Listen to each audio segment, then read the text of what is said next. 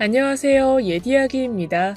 예디야기의 사연을 여러분들에게 읽어드릴 DJ 유진입니다. 구독과 좋아요는 채널 운영에 큰 힘이 됩니다. 꼭 부탁드리며 저는 여러분들의 댓글도 모두 읽고 있습니다. 댓글도 많은 참여 부탁드릴게요. 그럼 오늘의 사연 시작합니다. 친구는 새 부류가 있다고 해요. 음식과 같아서 매일 필요한 친구, 약과 같아서 가끔 필요한 친구, 그리고 마지막으로 질병과 같아서 항상 피해야 하는 친구가 있다고 합니다. 이따금 이곳에서 진정한 친구에 관한 이야기를 듣곤 합니다. 슬프지만 눈물도 나고 또 한편으로는 너무나 부러움을 느꼈었죠. 하지만 제 머릿속에 떠오르는 친구는 그런 친구가 아니었어요. 세 부류 중에 꼭 하나를 고를 순 없지만 꼭 골라야 된다면 질병과 약을 더해서 독약 같은 친구라고 할 수 있겠네요. 이 글을 쓰기에 앞서 전 과연 다른 이들에게 어떤 사람이며 어떤 친구인가에 대한 고민을 많이 했습니다. 그래야만 최대한 객관적으로 글을 쓸 수 있을 것 같았거든요. 전 제가 원하는 친구를 사귀고 싶다면 내가 먼저 그런 사람이 되어야 한다고 생각했습니다. 일단 의리가 있었으면 좋겠고 입도 무거웠으면 좋겠고 배려해주는 친구를 가지고 싶었죠. 그래서 저는 그렇게 하려고 노력했습니다. 하지만 제가 그런다고 해도 꼭 상대도 그런 법은 없는 것 같아요. 제 마음을 상대가 이용할 수도 있다는 걸 알게 되었기 때문입니다. 안녕하세요. 어릴 때 일기를 자주 썼지만 성인이 되어서 제 이야기를 하는 게 어쩐지 쑥스러워서 한참을 망설이다가 이렇게 글을 적습니다. 30대의 저는 아직 미혼이고 결혼에는 별 관심이 없어요. 직업은 일반 행정 공무원입니다. 지역을 쓰면 익명으로 신청한 게 소용없을 것 같아서 그 부분을 생략하도록 할게요. 전 어린 시절에 부모님의 이혼으로 아버지가 저를 홀로 키우셨습니다. 직업 군인이셨던 아버지 때문에 각 지역을 몇 년에 한 번씩 돌았어요. 그래서 제게 오래된 친구가 없었죠. 적응을 할 만하면 이동을 하는 탓에 나중에는 친구 사귀는 것 자체도 꺼려졌습니다.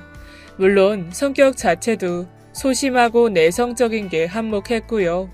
거기에 더해 군부대 안에 학교가 있는 경우도 있지만 외부 학교에 다닐 때 군인 아파트에는 친구조차 자유롭게 출입을 할 수가 없었습니다. 특히나 그 당시에는 검문 후에도 차량으로도 꽤 오랜 시간 진입해야 하는 거리에 집이 있었기에 항상 허락이 필요했어요. 아마도 그런 환경 때문에 제가 친구를 만드는 게 제 인생에서 굉장히 중요한 목표이자 한 부분으로 자리 잡았던 것 같습니다. 다들 자연스럽게 나이가 들고 여러 가지 상황이 바뀌고 좋은 일 혹은 좋지 않은 일을 겪으면서 진짜 친구를 곁에 둘 나이임에도 불구하고 저는 노력으로 친구를 사귀어야 했으니까 말이죠. 전 앞서 이야기했던 것처럼 누구보다 좋은 친구가 되어주려고 했습니다. 그럼 저에게도 그런 친구가 되어주리라 믿어 의심치 않았죠. 딱 10년 전에 대학을 졸업하고 고시 공부를 하고 있을 때 그 친구와 만나게 되었습니다. 노량진에서 고시 공부를 할 때 만나게 된 거죠.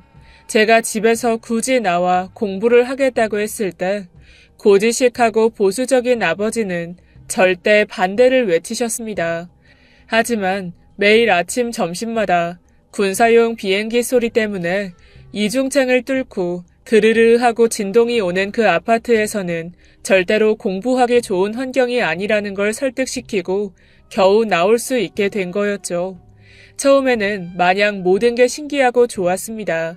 과반수 이상이 가방을 메고 트레이닝복 차림을 하고 슬리퍼를 질질 끌고 다니는 것도 신기했죠. 거리에서 먹는 컵밥과 혼자 밥 먹는 모습도 어색하지 않았어요. 하지만 그것도 잠시 고시원과 독서실, 학원을 오가는 게 익숙해지고 반년이 지났을 때 저 스스로가 점점 지쳐가는 게 느껴졌습니다. 이따금 아버지에게 전화가 오면 제가 그날 처음으로 입을 열었다는 걸 알게 되는 날이 많았거든요. 혹시 라이터 있어요? 그 친구는 엄지로 불을 붙이는 신용을 하며 제게 처음으로 말을 걸었죠. 네? 아니요. 아, 사야 되나? 큰일이네. 돈 빌려드릴까요? 그 친구는 제 말을 잠시 해석하려고 하더니 이내 깔깔거리며 웃더군요. 아, 웃어서 미안해요. 아니, 돈이 없어서가 아니라 라이터 집에 많아서 돈 주고 사기가 그렇게 아깝더라고요. 그런데 빌려준다니. 아, 그랬군요. 정말 착하네요. 나이 몇 살인지 물어봐도 되나? 전 25살이에요. 여기 온 지는 딱 1년 됐고요. 저도 동갑이네요. 전 반년 조금 지났어요. 와, 그럼 우리 친구네? 반가워. 말 놓자. 친구. 그 말을 하면서 손을 내비는데 정말로 반가웠습니다. 저는 얼결에 악수를 했죠. 이런저런 이야기를 나누며 독서실 옥상에서 이야기를 나눴어요. 그 친구는 경찰 공무원을 준비 중이라고 했어요. 저와는 정반대의 성격이라 밝고 재밌고 유쾌한 성격이었죠. 시간 가는 줄을 모르고 한참을 그렇게 떠들었습니다. 담배를 입에 반쯤 물고는 가끔 오가는 사람에게 불을 빌리고는 말을 이어갔어요. 다른 사람의 시선은 안중에도 없었고 넉살 좋게 안면이 익은 사람과 인사도 하면서 말이죠. 그 친구와 이야기를 하면서 신기하다는 생각을 제일 먼저 했던 것 같습니다. 어디에도 얽매이지 않고 자유롭게 사는 것처럼 보였거든요. 남자친구는? 아직. 왜? 그야 별 관심도 없고 딱히 사귈 시간도 없었고. 그 얼굴 그렇게 쓸 거면 차라리 놔주지. 아깝다. 나라면 양다리도 가능할 텐데. 혹시 모태솔로? 전 대답 대신 웃었죠. 미쳤어? 대학 때는 대체 뭐하고? 그냥 공부하고. 난 술도 못 마시거든. 나도 술은 잘 못 마시는데 마신 것처럼 잘 놀지. 그럼 넌 남자친구 있어? 당연한 소리를 묻고 있구나? 일단은 계속 만나고 있지. 3년. 와, 굉장히 오래 사귀는구나. 뭐 공부한다고 예전처럼 잘 만나지는 못하는데 대학 때 만나서 지금까지 그냥 사귀고 있는 거지.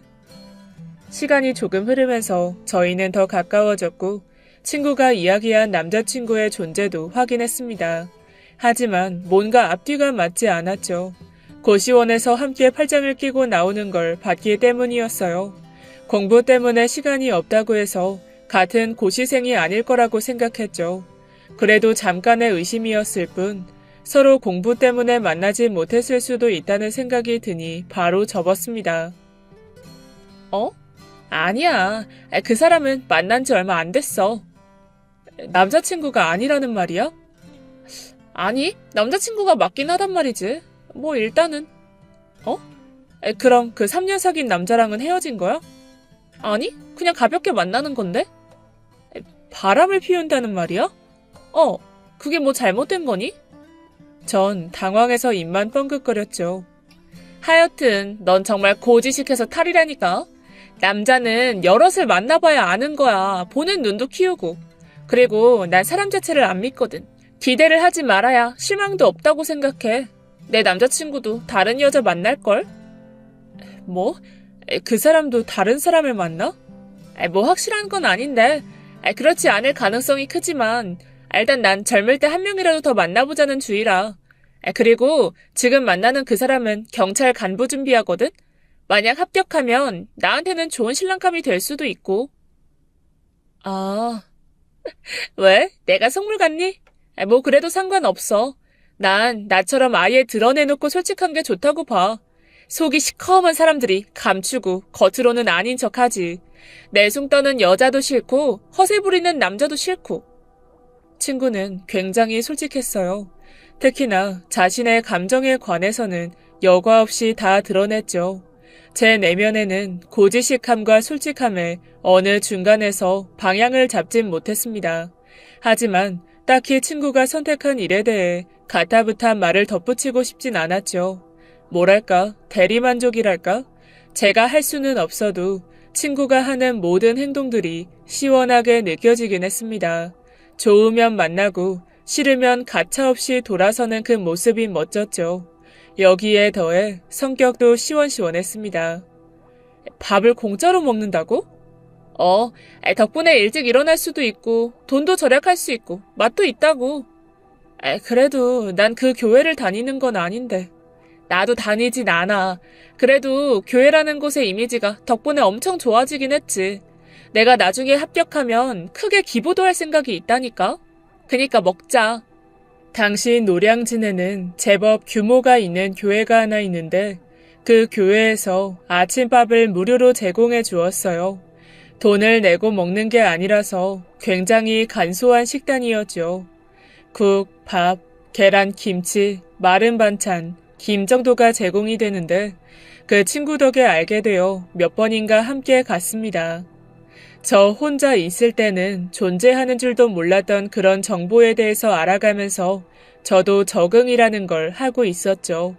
매일 가볍게 목례만 하던 고시원 총무와도 인사를 하게 되었고 학원에서 아는 사람과도 말을 트기 시작했던 것 같아요. 물론 낯가림이 심해서 그렇게 친해지지는 못했습니다. 그저 길을 가다 마주쳐도 이전처럼 피하지 않고 안녕하세요 하고 인사할 수 있게 되었죠. 방금 지나가던 사람 누구야? 뭐야? 무슨 사이야? 우리 고시원 총무야. 엄청 친절하셔. 무슨 공부하는데? 그건 나도 모르겠어. 그렇게 친하지는 않아서. 어쨌든 너랑 별 사이는 아니라는 거지? 그야 그렇지. 그럼 나 소개시켜주면 안 될까? 저는 강력한 의지를 담아 고개를 좌우로 저었습니다. 왜? 네가 좋아하기라도 하니? 아니, 안 친해. 근데 널 소개를 시킬 수가 없지. 그냥 소개 좀 받아라. 말만 해주는 것도 어렵다고? 친구를 위해서 그 정도도 못해? 너 부끄럽다고? 진짜 나 너무 슬프다. 이 정도는 해줘야 친구지. 소개 안 해주면 네가 관심 있는 걸로 알고 있을 거야. 진짜 그런 거 아니라니까. 정말로. 그 뒤로부터 친구는 계속 제게 소개 노래를 부르기 시작했죠. 결국 저는 더 참지 못하고 승낙을 했습니다. 친구가 그렇게까지 좋다고 하는데 계속 거절하는 게 모양이 이상하다는 생각을 했으니까요. 그런데 용기를 내서 단순히 인사만 하던 그 예의 바르고 친절한 총무에게 부탁하기를 시전했죠. 그때 그 표정은 곤란함 그 자체여서 쥐구멍이라도 있으면 머리라도 박아넣고 싶을 정도였습니다. 저는 거의 반은 억지를 부려야 했고 총무는 일단 알겠다면서 번호를 주더군요. 솔직히 2번은 절대로 하고 싶지 않은 짓이었습니다. 잘 됐어? 만나기로 했다더니. 날 무척 좋아하는 것 같긴 해. 피곤할 정도야. 차라리 잘 됐네. 잘 안 될까봐 걱정했어. 왜 그런 걱정을 해? 아무래도 내가 반은 억지를 부려서 총무님한테 소개한 거니까. 조금 신경 쓰이긴 하잖아. 공부하러 온 곳에서 소개팅이라니. 야, 이 공부하러 온 곳에 커플이 반 이상이야. 공부만 하기에는 우리가 너무 어리고 젊은걸? 그래, 네 말이 틀린 건 아니지. 실제로 노량진에는 굉장히 커플이 많아요. 같은 고시원, 같은 독서실, 같은 학원까지 다니면서 서로의 고통과 아픔을 나누는 사람들이 많죠. 제가 이곳에 와서 한 달도 채 되지 않아 깨달은 게 바로 그거였습니다. 여긴 절대로 놀기 좋아하는 사람은 와선 안 되는 곳이구나. 또 하나 더 알게 된 것은 커플 중 한 명이 합격하면 대부분 그 관계가 깨지고 만다는 것이었죠. 모두 다라고 할 순 없겠지만 확실히 이곳은 그저 외로움을 이겨내기 위한 수단으로 사람을 사귀는 것 같아 보였습니다. 적어도 제 눈에는 그렇게 보였죠. 오늘도 만나기로 했거든? 나 먼저 갈 테니까 넌 열심히 공부해라. 알았지? 파이팅! 조금 의외이긴 했습니다. 굉장히 성실해 보였던 총무님이 그렇게 적극적으로 누군가를 만날 거라고 생각은 해보지 못했기 때문이죠. 새삼 이곳이 정말 외로운 곳인가 보다 하는 생각과 동시에 친구 정도면 예쁘고 매력적이니 그럴 수도 있겠다는 생각이 들더군요. 그런데 그날 밤 자정이 약간 넘은 시간이었을 겁니다. 제 방을 누군가 두드렸고 내다보니 여자 총무님이 서 계셨어요. 고시원은 지하와 1층은 남자 원생만 있었고 2층과 3층에는 여자층으로 나눠져 있었습니다. 여자층의 화장실 청소와 회원 관리는 주로 여자 총무가 하는 일과였죠. 하지만 오전 10시부터 오후 3시까지만 일을 하시기 때문에 마주친 적도 거의 없는 사이였습니다. 제게 남자 총무님께 가보라고 전달한 뒤에 자신의 방으로 돌아가시더군요. 전 고개를 갸웃하며 옷가지를 잘 챙겨 입고 고시원의 총무실로 내려갔습니다. 다름이 아니고 그 친구분 있잖아요. 네. 잘 만나고 있다고 들었어요. 그게 아니라 꼭 5번을 만나야 합니까? 네? 무슨 말씀인지 잘 모르겠는데 5번이요?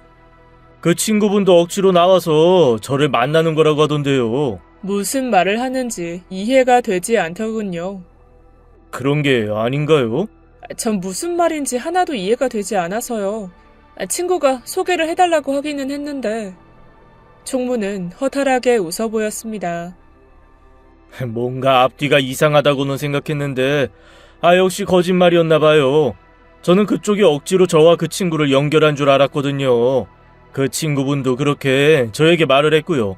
5번은 만나야 한다며 절친한 친구의 소원이니까 어쩔 수 없이 들어준다고 하셨고요. 근데 매번 술을 마시니 제가 여기 놀러 온 것도 아닌데 말입니다. 친구가 그렇게 말했다고요?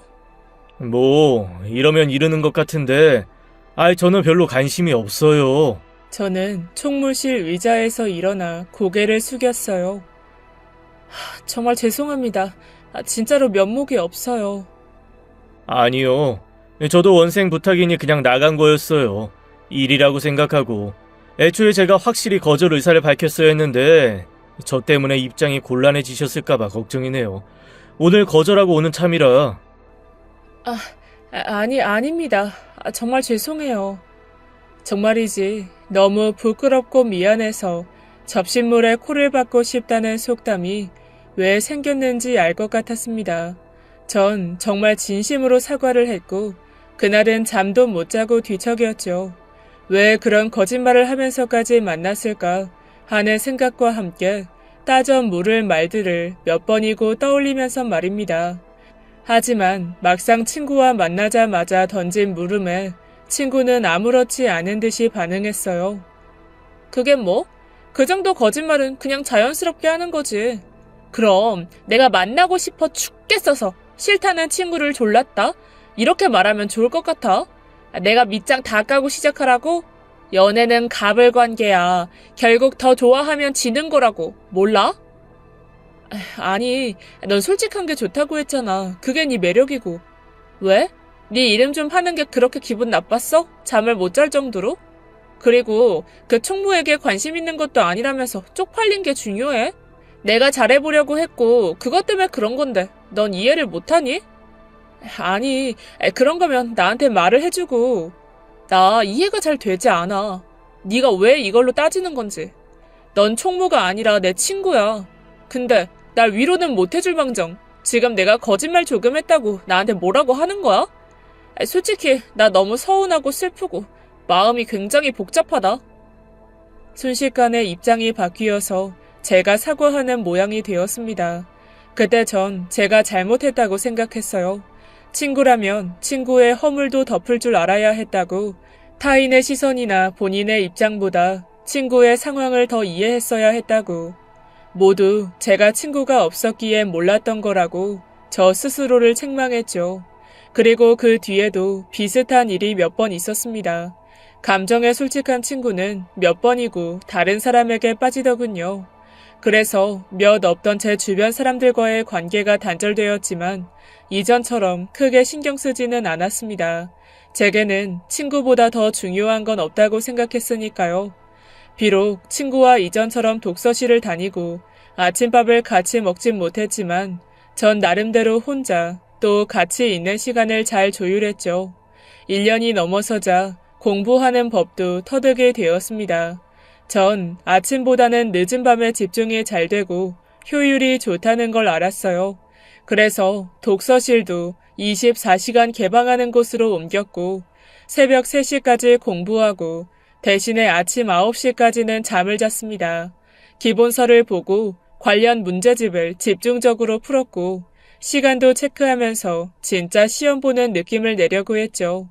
시험 바로 직전 학원에서 마무리 특강을 할 때쯤에는 컨디션 조절을 위해서 잠자는 시간도 늘리고 일찍 일어나는 습관을 들여서 시험 시간에 몸을 길들였습니다. 그렇게 노력한 끝에 저는 27살에 공무원 시험에 합격하게 되었죠. 필기 합격자 발표를 하던 그때 아버지가 참 좋아하셨습니다. 저도 바로 본가로 내려가게 되었고요. 솔직히 지긋지긋한 노량진을 2번은 밟고 싶지 않았지만 친구를 보기 위해서 아주 가끔 시간을 내어왔습니다. 아, 너무 지겨워. 이제 나이가 벌써 20보다 30에 가까워지는데 공부도 싫고 사람들도 지겹고 매일 시험. 아, 짜증날라 그래. 아니, 부모님도 요즘에는 은근히 독촉하고 눈치 주고 그런다니까. 아무래도 좀 압박을 하시긴 하겠다. 힘들지? 넌 합격했잖아. 그니까 내 마음은 모를 거야. 남자친구도 나한테 그냥 취직하면 어떠냐고 그러더라. 아, 응원은 해주지 못할 망정 시험 앞두고 재를 뿌린 거지. 네 꿈인데 그걸 가지고 뭐라고 한다고? 나쁘다. 솔직하게 말하고 응원해달라고 하는 게 좋지 않아? 친구는 입술을 실룩거리다가 기운 빠진 몸짓으로 어깨를 늘어뜨렸죠. 그건 무리야, 무리. 그래도 꽉 잡혀 사나 보다. 오래 만났다더니. 그게 아니라 나 공부하는 비용 전부 부담하고 있거든. 뭐? 비용을 전부? 부모님도 주신다며. 그니까 내가 이렇게 고시 공부를 편하게 하는 거지. 둘 중 하나만 중단해도 나 슬리퍼나 질질 끌고 다닐걸? 난 옷이랑 신발은 절대로 포기 못하니까 여유롭게 살아야지. 전 솔직히 너무 놀라서 말이 나오지 않았습니다. 그간 매일 오래 사귄 남자친구에 대한 욕만 늘어놓았기에 굉장히 나쁜 사람인 줄 알았거든요. 친구는 분명 자신에게 관심도 없고 일 중독자에 잘난 척하는 사람이라고 했죠. 그래서 늘 자신이 다른 사람을 만나는 거에 대해서 당연하다고 말하곤 했어요. 그 사람이 잘못했고 그 사람이 방치했고 그 사람이 나쁘다는 식이었습니다. 하지만 수년간 고시 뒷바라지를 했다면 그 액수가 상당했을 것 같았죠. 보통의 마음 없이는 할 수 없는 일이라는 생각이 들었어요. 더구나 그 돈이 대부분 옷을 사거나 화장품을 사거나 데이트 비용으로 쓰였다는 건 확실히 문제였습니다. 그런데 친구는 그걸 능력이라고 표현하더군요. 사랑의 증거가 바로 돈이라고 말이죠. 날 너무 나쁘게 보지는 마. 나도 나름 사랑을 시험한 거니까. 결혼도 할 생각이고 말이야. 계속 공부하기 싫어지면 해야지. 결혼? 결혼을 한다고? 흔히 말하면 취집이라고 할 수도 있지. 너 경찰이 꿈이라고 했잖아. 아, 여자 쪽은 경쟁률이 너무 높아. 짜증나게. 아, 그리고 여기서는 남자친구보다 더 잘난 사람도 만날 수 없고 완전 거지들 뿐이라니까. 꿈과 허세만 가득한 실패자들. 확실히 친구의 말만 듣고 보면 성격이 어딘가 이상하긴 했습니다. 하지만 저는 그런 말도 스스로에게 하는 말처럼 느껴졌죠. 오랜 시간 동안 공부를 했지만 결국 합격을 하지 못한 본인에게 실패자라고 하는 것 같아서 안타까웠어요. 그리고 그날 이후 친구는 노량진에서 나와 본가인 인천으로 돌아가죠. 저도 몇 번이나 초대를 받아서 집에 놀러 가곤 했습니다. 부모님도 성격이 시원시원하고 유쾌하셔서 불편하지도 않았죠.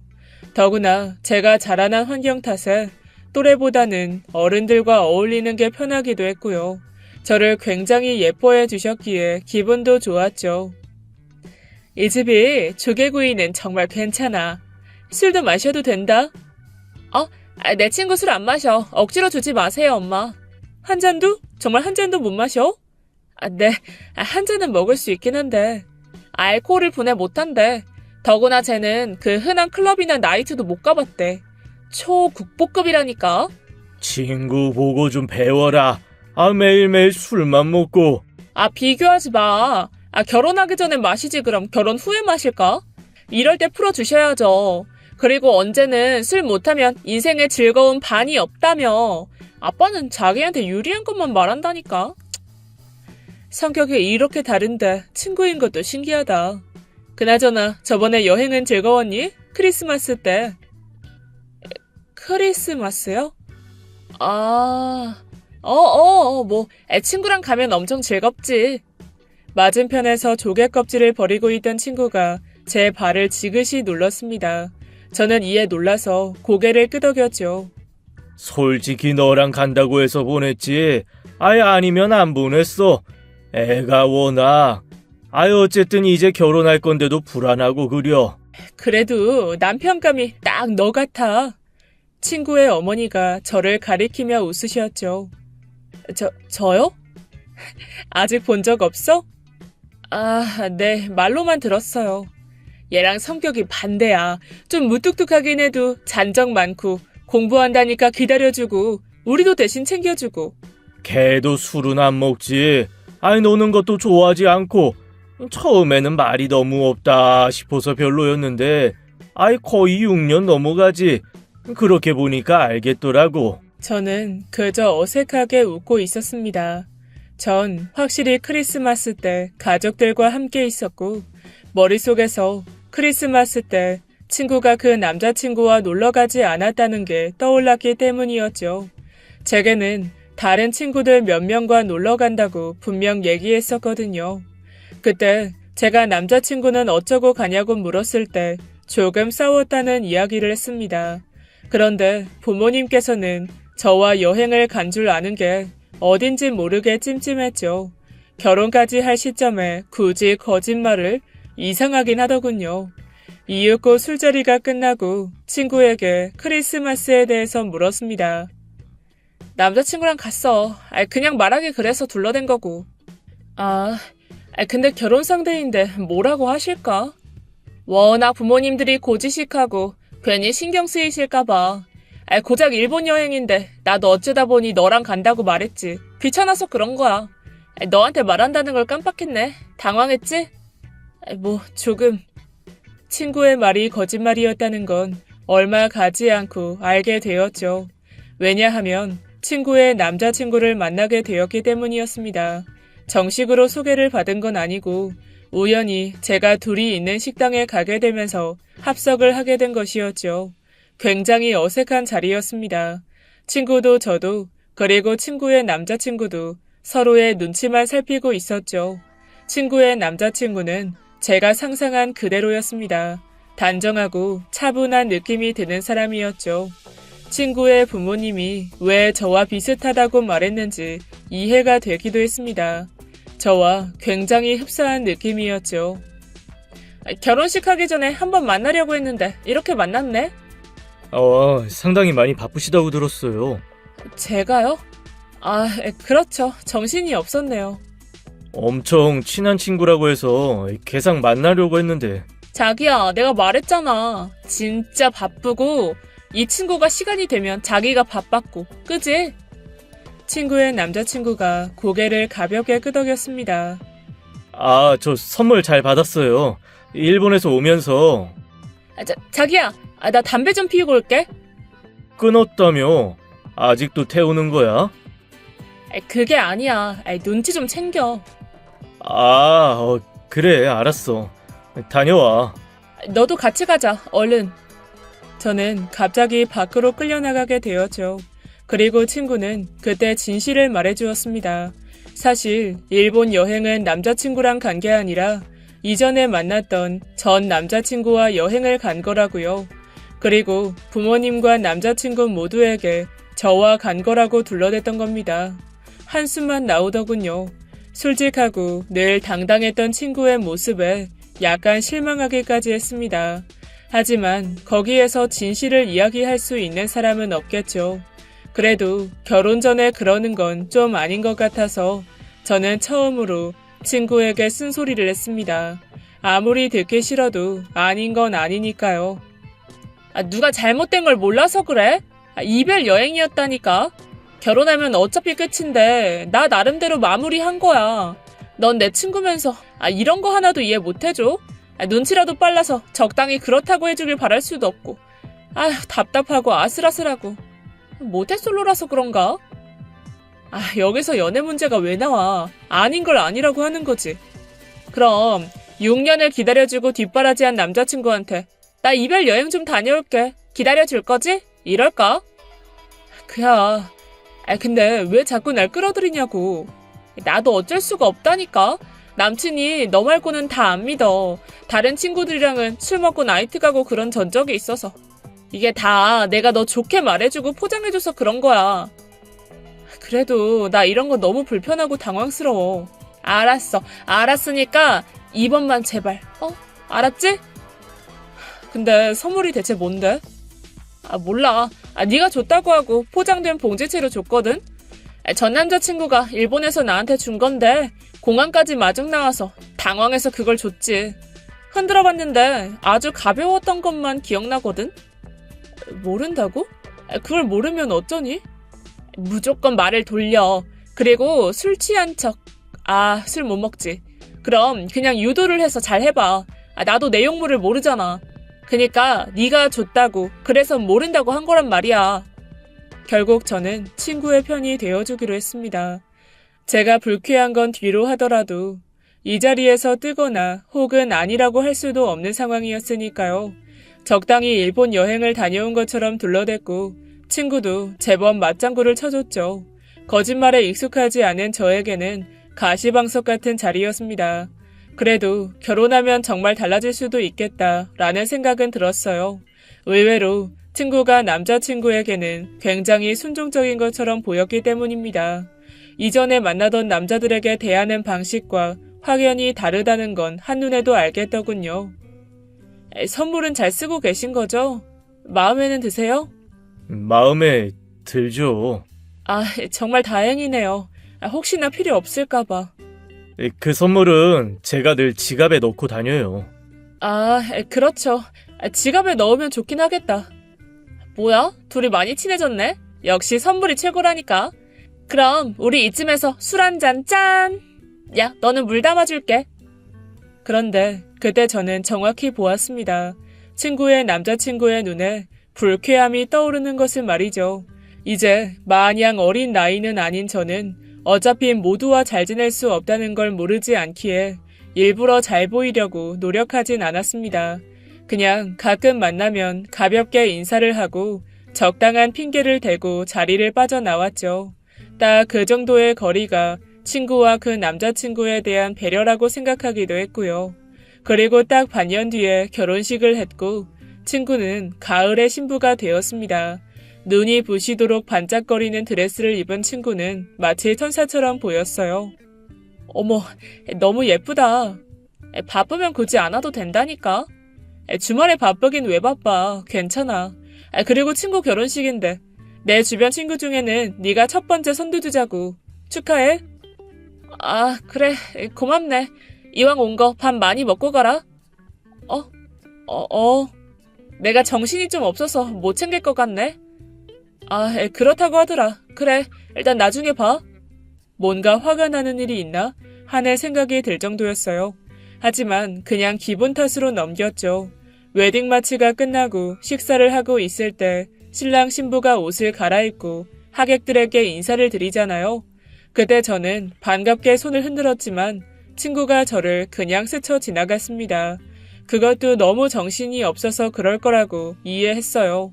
하지만 신혼여행이 끝나고 난 뒤부터는 연락 한 번이 없었죠. 그리고 며칠, 한 달, 두 달이 되었을 때 제 연락 자체를 피하고 있었다는 걸 인정해야 했습니다. 설마 하는 마음이 있었지만 역시나 친구는 저를 멀리하려고 하던 게 맞았던 거죠. 그런데 그 이유라도 알고 싶더군요. 제가 대체 뭘 잘못했는지 알고 싶었습니다. 그냥 별 이유 없어. 기분 탓이겠지. 원래 결혼하면 다들 연락도 뜸해지잖아. 좀 솔직해질 순 없니? 뜸한 게 아니라 차단한 거잖아. 너 진짜 눈치 없다. 그래, 솔직하게 말할게. 우리 오빠가 너 싫어해. 만나지 않았으면 좋겠다고 하더라. 남편이고 앞으로 평생을 살 텐데 이런 걸로 싸울 순 없잖아. 너한테는 친구가 그 정도야? 누가 싫다면 그냥 버리는? 네가 친구에 대한 환상? 그런 게 있는 모양인데 친구? 나한테는 도움이 되냐 되지 않냐 두 가지뿐이야. 솔직히 내가 결혼한 마당에 네가 누굴 소개해주겠냐? 고리타분하고 고지식해서 입에 거품이나 안 물면 감사하지. 전 너무 어이가 없어서 웃음만 흘렸죠. 고고한 척 하지 마. 결국 너도 나랑 같이 있으면 덜 외로웠던 거잖아. 내가 대신 화도 내주고 사람들 사이에서 중재도 해주고 아니니? 그렇게 다 본인들의 이익을 위해서 본능적으로 움직이는 게 인간이거든? 그렇네. 생각해보니까. 그치? 이제 알겠어. 내가 널 왜 이해 못했는지. 그건 네가 날 이용하려고만 했기 때문이었어. 뭐? 네 말대로 인간은 본능적으로 서로에게 필요한 부분을 원하지. 근데 그 외에도 많은 것들이 있어. 배려심, 이타심. 근데 너한테는 그게 없었지. 오로지 본인밖에 없었지.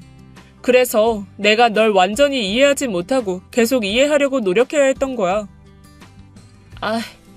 그냥 너가 나한테 그 정도로 중요한 사람이 아니었다는 거야.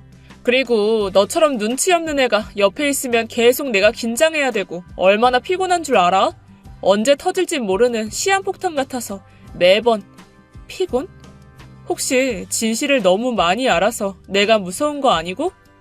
친구는 제 눈을 마주한 채 아무 말도 하지 않았습니다. 넌 끊임없이 비밀을 만들고 비밀을 알게 된 친구들을 내치고 이제까지 그렇게 살아왔을 거야. 그게 가장 편리했을 테니까. 친구가 없는 건 나뿐만 아니라 너도 그랬잖아. 이제 알겠다. 마음대로 해석하고 앞으로 귀찮게 연락하지 마. 허무하다는 생각이 들었죠. 꽤 오랜 시간을 함께했고 힘든 시기를 같이 버텼다고 생각했던 친구였으니까요. 친구를 잃는다는 게 슬펐습니다. 그래서 전 바보 같다는 걸 알지만 계속 친구를 설득했어요. 이해한다고 했고 앞으로는 더 이해해보겠다고 했죠. 그렇지만 친구는 제 호소에도 전혀 달라지지 않았습니다. 그렇게 딱 3일 저는 그 설득을 완전히 멈춰버렸죠. 지치더군요. 필요에 의해서 만나고 필요가 없으면 버려지는 관계를 끝내고 싶어졌죠. 그래서 저는 그 친구에게 그래, 그렇게 하자. 잘 지내. 라는 마지막 말을 해버렸습니다. 휴대전화가 뜨거워질 정도로 통화를 하고 충전기를 연결한 뒤까지도 수다를 떨던 그런 친구였지만 이상하게도 생각보다는 빈자리가 크게 느껴지진 않았어요. 최선을 다했기 때문에 아쉬움이 없는 건지 정말로 지쳐서 조금 쉬고 싶었는지는 모르겠습니다. 어쨌든 없으면 절대로 못 살 것 같던 그런 친구라고 생각했지만 저는 그 이후에 꽤 잘 지냈던 것 같아요. 그 친구가 싫어하던 다른 친구도 만날 수 있었습니다. 그리고 답장을 바로 주지 않으면 불같이 화를 냈기에 늘 들고 다녔던 휴대전화도 놓고 다닐 수 있었죠. 시원섭섭한 정도가 제가 느낀 감정의 전부였어요. 시간이 지날수록 오히려 가벼운 느낌이 들었습니다. 더 이상 긴장하지도 거짓말하지도 눈치 보지 않아도 된다는 게 좋았어요. 무엇보다 그 친구와 떨어지면서 다른 인간관계를 늘릴 수 있었던 겁니다. 함께 고시원과 독서실을 다니다가 현재는 합격한 사람들과 만남도 따로 가졌죠. 처음에는 단순히 그 친구가 싫어했던 사람들을 만나려는 목적이었지만 만나다 보니 친구가 말한 것처럼 나쁘지 않은 사람들이라는 걸 깨닫게 되었습니다. 그리고 가장 좋았던 건 제가 친구를 만들기 위해 노력하는 걸 그만뒀다는 거였죠. 그 이후로 사람들은 제게 이전보다 좀 더 편해진 것 같다 라는 말을 자주 하더군요. 그래서 알게 되었습니다. 노력이라는 게 상대에게는 어쩌면 큰 부담으로 다가갔을지도 모른다는 걸 말이죠. 덕분에 더 많은 사람들과 만나고 친해지고 관계에 얽매이지 않게 된 겁니다. 그 부분은 지금도 확실히 인정해요. 그렇게 5년 정도가 더 흘러 제가 30대가 되었을 때였습니다. 모르는 번호로 부재중 전화가 들어와 있는 걸 보고 바로 연락을 했죠. 누구시죠? 부재중 전화가 들어와 있어서요. 안녕하세요. 저 기억하시는지 모르겠네요. 예전에 밥 한번 먹었는데 은지 남편입니다. 기억하세요? 여쭤볼 게 있어서 연락드렸어요. 네. 기억은 하는데 제 번호를 어떻게 알고? 휴대전화를 뒤졌어요. 실례가 되는 거 알아요. 그런데 연락이 안 되니까 너무 답답해서 연락드려요. 같이 있는 거 맞죠? 휴대폰이 고장이 났다는데 옆에 있으면 혹시 바꿔주실 수 있으신가요? 저는 돌아가는 상황을 파악해보고 작게 웃음을 터뜨렸습니다. 30이 넘어 결혼까지 하고도 아직도 제 이름을 팔고 있다는 게 너무 웃겼죠. 이걸 어쩔까? 당장에 아니라고 딱 잘라서 말할까? 아니면 상황을 두고 볼까? 하는 생각이 들었습니다. 전 후자를 택했죠. 단연간의 습관적 거짓말로 대충 상황을 수습했습니다. 저에게 계속 죄송하다고 말하는 그 남자가 조금 불쌍하기까지 했죠. 마치 예전에 저를 보는 듯 했습니다. 얼마나 불안하고 초조했으면 몇 년 전에 딱 한 번 만난 저에게 연락을 했을까 하는 생각이 들었죠. 전화를 걸면서도 혹시나 실례가 될까봐 몇 번이나 망설였을 겁니다. 예전에 저처럼 무엇이 옳은 일인지 감이 잡히진 않았어요. 거짓을 모르고 평생 사는 게 이 남자에게 행복일까? 아니면 진실을 알고 슬픈 게 나을까? 제 경험상 당연히 진실을 알고 슬픈 게 좋을 것 같았죠. 하지만 부부 관계에 대한 부분이라 섣부르게 판단하진 못했어요. 그래서 주변 사람들에게 물어봤고 다들 진실을 아는 게 좋을 것 같다고 했습니다. 다만 할 수 있다면 둘 사이에 끼지 않는 게 좋다고 했죠. 그런데 이미 그 둘 사이에 제 존재를 끼운 건 제가 아니라 그 친구였잖아요. 절대로 관여하고 싶지 않은 문제에 제 이름을 팔고 저를 방패로 삼고 자신이 하고 싶은 걸 하면서 내 친구는 술도 안 먹고 너무 착해서 탈이야 라고 말하고 다닐 걸 생각하니 소름이 끼쳤습니다. 한 번의 망설임 없이 절교를 선언했으면서 뻔뻔하게 말이죠. 그날 늦은 새벽에 저에게 다시 모르는 번호로 전화가 왔습니다. 서운하네? 내 번호 지웠어? 이게 얼마만이야? 3년? 2년? 아, 그래. 4년 반. 그 정도? 그런가? 그래도 내 목소리는 기억하네. 나 진짜 너 엄청 보고 싶었잖아. 그러게, 오랜만이네. 넌 잘 지내? 꿈은 이뤘니? 꿈? 무슨 꿈? 왜? 적당히 일하다가 결혼하면 그만두고 남편이 번 돈 쓰고 다닐 거라고 했잖아. 아, 뭐 그렇지. 다른 건 아니고 오늘 남편이 너한테 전화했다며? 요즘 위처증? 그런 게 생겨서 틈만 나면 나를 구속하고 옷 단속하고 내가 미칠 것 같아. 그런데 네가 잘 둘러대줬다고 해서 너무 고마워. 뭘 늘 하던 건데. 이제 나이 먹더니 센스가 좀 생기긴 했네. 역시 내 친구. 그런데 남편이 의처증이 있다고? 의처증이 심해. 정신과 다녀야 한다니까. 물건도 뒤지고 핸드폰도 뒤지고 위치 추적하고 블랙박스도 보고. 전에는 화내면서 손까지 올리려고 했다니까. 진짜 무서워. 그 사람 전부터 그런 낌새 있었잖아. 그니까 요 며칠만이라도. 야, 너 언제까지 그러고 살래? 입만 열면 거짓말이구나. 친구는 제 딱딱한 목소리에 불쾌한 듯이 씩씩거리기 시작했습니다. 야, 넌 나이가 몇 살인데 예전 일에 아직도 연연하니? 그래, 나 친구랑 놀려고 너 이름 좀 썼다. 왜? 그게 잘못이야? 무슨 그 정도 둘러댄 거 가지고 나한테 이래라 저래라야. 친구? 그게 그냥 친구야? 아니면 아니다. 너 이별 여행 갔지? 그럼 전 남자친구랑 또 이별하니? 그게 아니면 애인 그런 거야? 네 말대로 나이를 처먹었으면 똑바로 인간 구실은 하고 살아야지. 야, 말 다 했어? 넌 늘 피해자고 주변 사람은 다 네 이용 대상이지. 필요 없으면 버리고 필요할 때는 친구고. 웃긴다. 나 네 남편한테 다 말할 거야. 여행 빨리 끝내는 걸 추천해. 야, 이 미친. 누가 네 말을 믿어줄 것 같아? 오랜만에 연락한다는 첫 음성 녹음을 들으면서 이미 친구 남편의 얼굴이 차갑게 굳어지는 게 보였습니다. 친구의 통화를 끝낸 다음 날 아침에 바로 약속을 정했어요. 친구는 굉장히 처세술이 좋기 때문에 제가 늦게 만나게 되면 이미 저를 거짓말쟁이에 이상한 여자로 만들어 둘 거라고 생각했죠. 그래서 시간이 가장 중요했던 겁니다. 제가 만든 자리에 썩 내키지 않은 얼굴을 하고 있었지만 어쩔 수 없었죠. 저 싫어하시는 거 알아요. 그건 사실 일본에서 선물로 그쪽이 줬다고 했던 거 그것 때문이었어요. 아, 그 무슨 포장지에 들어있었던 거요? 그게 사실 야한 여자 팬티였거든요. 이걸 저한테 준 의도를 더구나 새 팬티가 아니라 꼭 입었던 것 같은 그런. 그래서 아무리 좋게 생각해도 그럴 수가 없었죠. 그래서 싫어했어요. 하지만 그때부터 뭔가 이상하다는 의심을 하기 시작했죠. 근데 제가 줬다고 확실하게 말을 들은 거군요. 네, 오해했어요. 오해할 만했네요. 저라도 그랬을 겁니다. 그쪽에 대해서는 좋은 말 많이 했어요. 술도 마시지 않고 굉장히 고지식하고 근면성실하다고요. 하지만 그 선물 때문에 그쪽이랑 만나는 게 못마땅했던 게 컸죠. 늦었지만 죄송해요. 아니요.